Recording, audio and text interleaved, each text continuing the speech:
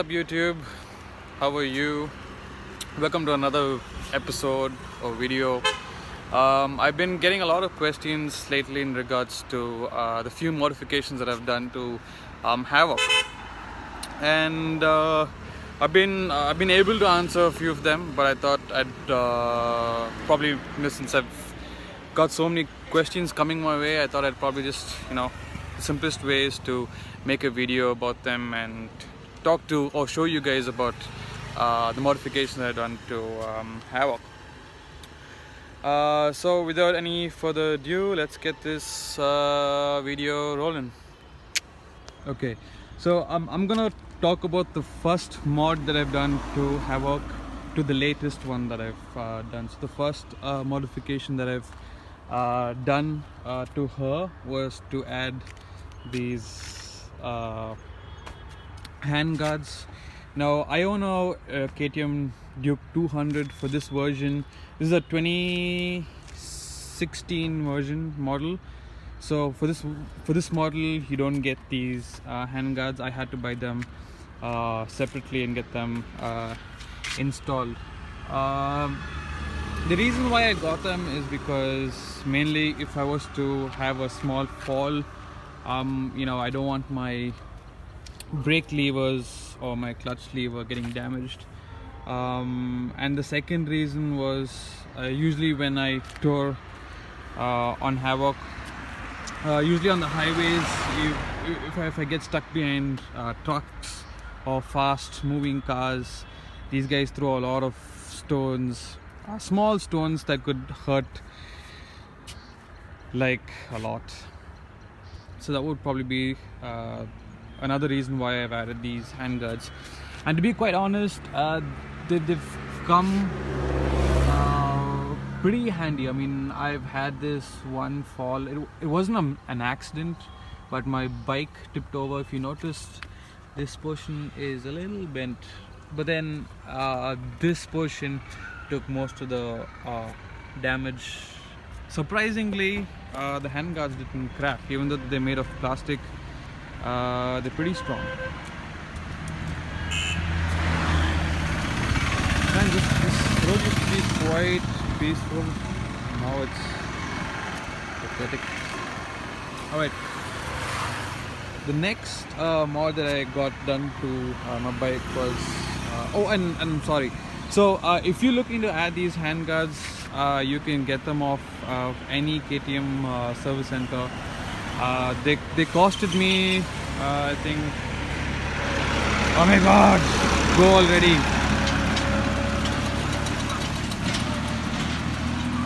Okay, so these hand guards costed me about, I think, $900 to get them fixed, and then I think for labor I paid labor charge I paid like about $150 or something. So overall it came up to about $1,050 or something like that. If you're looking to get one of these, I would completely recommend it.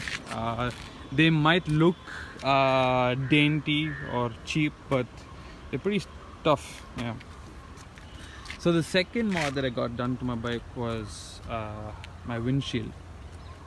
Okay, I know a lot of these guys have these windshields put up on their KTM Dukes, and they just put these windshields probably just for the look, or I don't know, I have no clue. I've seen a lot of these chapparis, like Augie F would say. Sorry Augie, I stole your line, man. But yeah, I've seen a lot of Dukes with these windshields, but without these clamps, I'll tell you the reason why I got this windshield. I'm a tourer, right? I tour a lot. I'm usually cruising at around 110 or 120 at most times on an average, with the pillion and all of that. I used to suffer shoulder aches and back pains due to the wind blast that hits my chest. So I thought getting one of these windshields really helped with the wind blast. It did not reduce the wind blasts like completely, but to an extent I'm able to tour now without having any back aches or shoulder aches. So I think this is like a recommendation again. So if you're getting a windshield, get these clamps.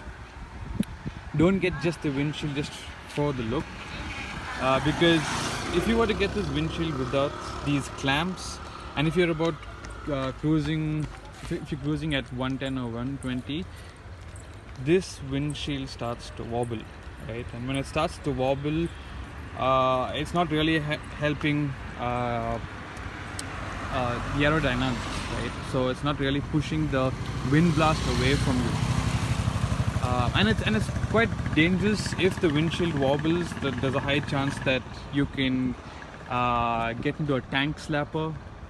If you don't know what's a tank slapper, you could probably Google it, and I'm pretty sure like you have 100 other YouTubers posting pictures of tank slappers, but they're pretty dangerous. You cannot have a tank slapper when you're cruising at around 110 and 120.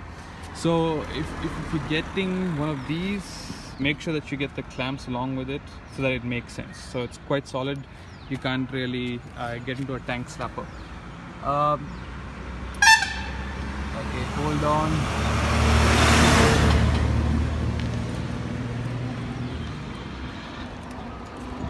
I'm really sorry about the noise over here. This road used to be super calm, and now we got like shitload of people, cars. Okay, so I got, this is actually a Yamaha FZ version 1. Oh man. Okay, I'm really sorry about the background noise, guys. I thought this place was actually peaceful way back. Before you could only find people jogging and going for evening walks, and now I have no idea why there are so many lorries, because of maybe so many apartments coming up. Anyhow, so I'm gonna leave you guys a description of the products that I've mentioned on this video, and also this is a Yamaha FZ version 1, the first model that ever came out or was manufactured by Yamaha. So I got this off of a Yamaha showroom in Whitefield. I'm pretty sure you could get this from any Yamaha showroom in Bangalore. But I got it fabricated by my mechanic. So if you notice that this portion of it was actually fabricated, which means I had to cut off a little bit of the windshield to make it match my headlight. Otherwise, you would probably have an extension of at least so much onto your headlight, which would look really stupid and will not make the point of you having bright lights or whatever, right?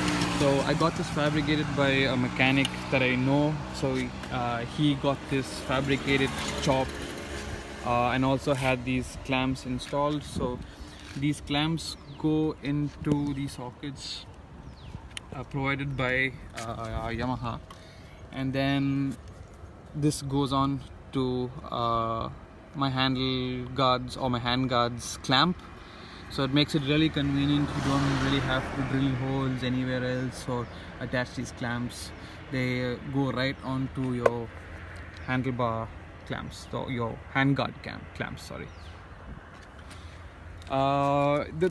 The windshield costed me about, I think, $350, and to fix it, it costed me more. In fact, it cost me about $600, 600 rupees, because there's a lot of work into it. These clamps are all put by my mechanic. So yeah, in total I think I would have, what, 600 plus 350, 950, yeah, is how much I spent for my windshield. It's really worth it. It's really helped me a lot. The third, the next modification, I wouldn't call it a mod. I've changed my tires. I've moved on from Metzelers to these bad boys. So basically, these are, I don't know if you could see, these are Timson tires. This is the brand. These are super grippy. They're basically dual purpose tires. They really help when you want to do a little off-road. they're kind of sticky on road as well, on tarmac. The only downside to these tires are they're not that sticky on wet roads, right? So if you're riding in the rain, you ought to be a little careful. I'm not going to add a lot of description about the tires because the tires that I got were based on my preference. So I picked these tires up from Motor Store Cafe from Al Sur. So these guys helped me get these tires on, and they actually recommended a few things about these tires, the tire size, and helped me choose what tire I needed for my preference. So if you notice, my front tire is a little abnormally huge, man, than the stock tires. So I'm gonna leave a description again below this video. I'm not gonna talk too much about specifications because I know that you guys will get bored listening to all the specs. I'm pretty sure you can get the specs from a website or Google, right? And the next mod that I got was this. This is supposed to be a monoshock sleeve. You can get this off of Amazon for about $400. Let me tell you the reason why I got one of these is once when I was touring, so apparently there's some kind of a seal that holds fluids to help your shocks be more smoother. So while I was touring this one time, that cap cracked and my fluid started to leak, and it was because of stones hitting onto that cap. But ever since, I've got a few recommendations from, people told me to get one of these. It would probably help, and I decided to get one of these. And to be quite honest, ever since I had one of these put on to my monoshocks, I've never had any issues with my shocks. They also help them keep my shocks clean. If you see that they're pretty clean. Also, I just had my bike washed, but usually this part of my bike is the cleanest. Yeah, so yeah, getting one of those makes a lot of sense considering the price that you need to pay to replace one of these are quite expensive. So after that, the next mod that I got on was the luggage carrier that I got fabricated to my preference again. Okay, so this is not like a model that comes off of just for KTM. So basically, this rack is a Royal Enfield classic 350s luggage carrier, and then in order for me to make sure that this carrier is able to support a lot of weight, I've had this bar fabricated and connected to my foot plate, so that I can put a lot of weight and it's still gonna, and this portion is gonna take the weight. So this I bought from JC Road. I paid I think probably $400, and then I went to a mechanic in JC Road. Not a mechanic, what do you call them? I think fabricators or something. So those guys helped me attach this. So my preference was, if I'm not touring, I should be able to get these luggage rack off of my bike, because I wanted something that was, okay, hold on.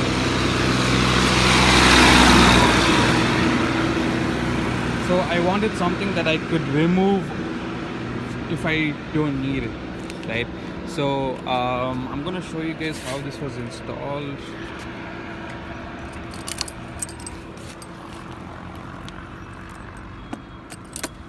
Okay.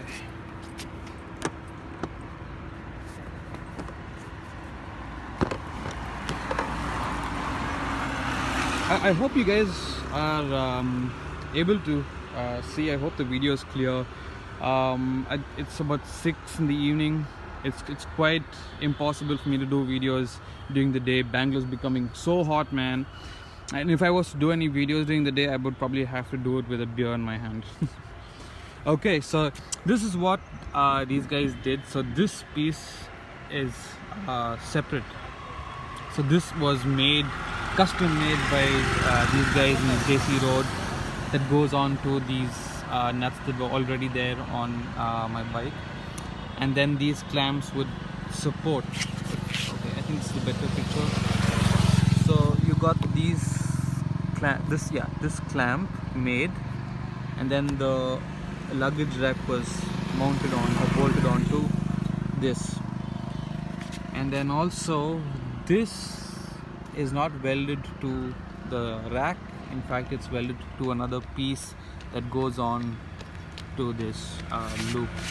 So if I needed to get this, or let's say if I'm selling my bike, which I don't think I will, but in case, hypothetically speaking, if I was to sell it off without the rack, now I'm able to just get this out of my bike and sell it like it was stock. So that's pretty handy. Overall cost for this, I paid $350 for the rack. I think for the fabrication I paid $600, I guess. I'm not too sure, I've forgotten, but it's not that expensive. And trust me, this is a lot better than most. No, I wouldn't compare these to saddlebags, but they're much more comfortable for my pillion, you know. Because the saddlebags that come for the KTM version, the older version, those saddlebags go into this, and that's how they stay on the bike, with straps around the seat. In a way it's nice because the saddlebags stay put, but it isn't that comfortable for my pillion, because my pillion wouldn't have any place to place her foot on the footbed, you know. So that's why I had to get one of these luggage racks that we could tow without saddlebags. And I've loaded a lot of bags, a lot of rucksacks on it. I've had no issues so far. So I think so far the rack's doing pretty good. Apart from that, I've not oh yeah, I forgot about the mobile holder. I think that's pretty much standard nowadays. You find a lot of people getting these mounts onto their bikes. So yeah, they come pretty cheap. So I think, yeah, that's about it. That's about all the modifications or the mods that I've done to my bike. Oh yeah, I'm so sorry, I forgot my my latest mod, which is my grease hose grunt exhaust by Indie Motard. This exhaust is mad. It's loud, it gives you that nice grunt. The purpose for this exhaust is to increase your mid-range performance to a little bit of your top end as well. Your top end speed is not going to increase a lot, but you might find a difference in your top end speed. But there's a huge difference for your mid range. Like, I could overtake vehicles like with ease. I have no issues at all. So yeah, I've made another video where I've actually installed this exhaust and spoken a little bit of this exhaust. Since I'm making this video right now, how about if you guys want to hear my exhaust? Okay, let's go.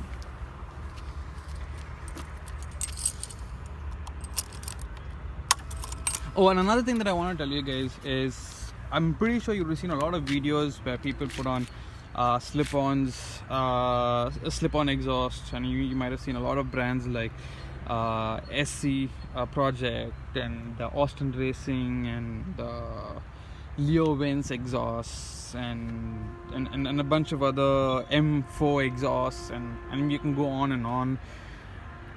If you notice, those exhausts are replicas, right? They're not original exhausts. If you were to purchase an original SC project or an Acropovic, I'm pretty sure that's gonna work up to at least about 60 to 70k. I'm guessing, I'm not too sure. So I didn't want to put in a replica. I wanted to go with something original and genuine, and that's why I went with Grease House Customs. These guys make their own exhaust. They're pretty genuine. My most favorite part about why I've chosen Grease House is because the bend pipe that comes with this exhaust is a clean one-piece bend pipe. So which means it's not it's not dainty, it's not delicate, and it's stainless steel, right? So that's why I went with Grease House, and these guys are from India, right? So I wanted to support an Indian economy as well, you know. So if you're going for an aftermarket exhaust, I would suggest Grease House. So let me crank her up and show you. Okay, I'm gonna wait for the family to go because my exhaust is pretty loud.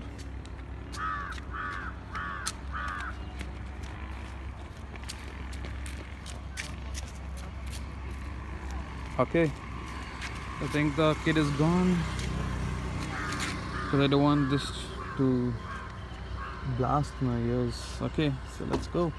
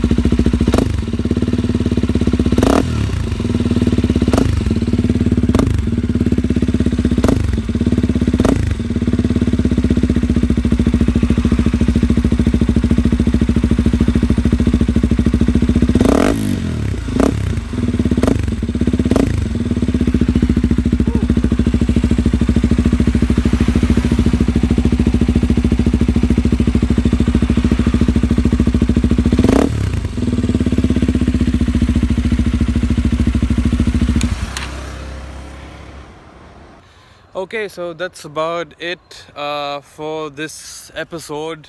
That's about all my mods that I've done to Havoc, and it's also getting pretty dark. So yeah, if you guys have any questions, man, please feel free to drop a comment below so that I could answer them. Or I'm on Instagram as well, so I'm gonna probably put it somewhere here. Follow me on Instagram if you want to get latest updates. I keep posting a lot of pictures as well on Instagram. Yeah, so if you like this video, man, smash that like button, share some love. If you like what you see, please feel free to subscribe. But if you think I need to work on my videos or my content, man, just go ahead and comment below so that I could learn from you guys. I haven't been doing this for a while, and I've just started motovlogging, so I just want to know how I'm doing so far.